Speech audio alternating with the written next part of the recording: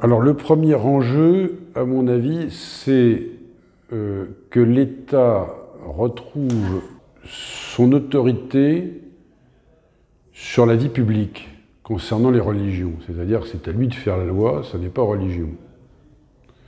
Donc ça, c'est un enjeu théologico-politique. Alors ça a été acquis pour la plupart des religions, mais il faut le faire avec l'islam. Le deuxième enjeu, c'est que dans le même temps, la conscience de chacun, et notamment ceux qui sont des croyants, des citoyens croyants, joue pleinement son rôle dans la vie démocratique. C'est-à-dire que ce n'est pas qu'une question d'obéissance à un ordre public, il y a aussi une conscience croyante, civique, et qui est indispensable comme ressource à la vie démocratique de nos jours. Elle est tellement asséchée que je crois qu'il y a un manque cruel d'une vie civique et démocratique que les croyants, à mon avis, et les chrétiens, pour des raisons historiques évidentes, devraient apporter et sur laquelle il faut compter. Il faut compter sur cet apport. Le troisième enjeu, au fond, il correspond à ce que j'ai voulu dire aujourd'hui, c'est que les citoyens chrétiens, notamment dans nos sociétés marquées par le christianisme, réveillent la conscience historique de nos démocraties.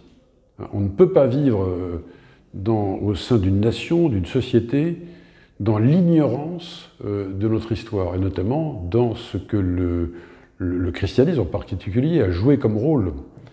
Donc il faut absolument transmettre, c'est là qu'il y a un acte de transmission à apporter, retrouver que nos sociétés redeviennent des sociétés de transmission, en fait, d'une histoire, d'une civilisation, d'une culture.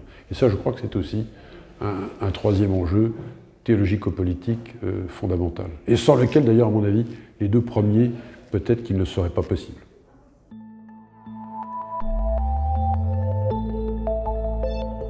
J'ai accepté d'intervenir à l'école de l'Institut Thomas More parce que je connais bien Clotilde Brossolette, pour commencer.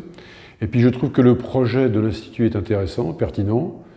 Et l'idée de former de futurs responsables associatifs ou politiques dans l'esprit que j'ai proposé était pour moi une chance absolument inouïe.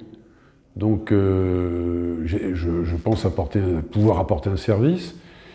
Mais je suis très, très reconnaissant à l'égard de l'Institut Thomas More du même coup pour la possibilité qu'il me donne de le faire, parce que je crois qu'il faut que nous ayons des responsables politiques qui soient bien formés, et c'est ce que propose l'Institut Thomas More.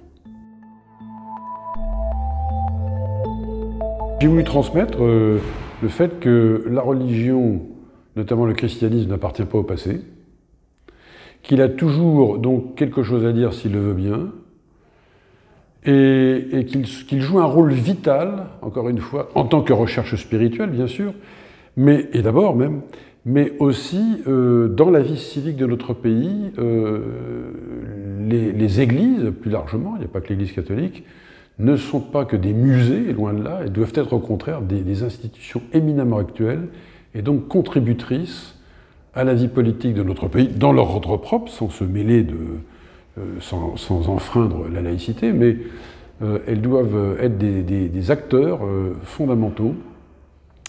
Et au fond, s'il y a un message que j'ai voulu adresser, c'est celui-ci.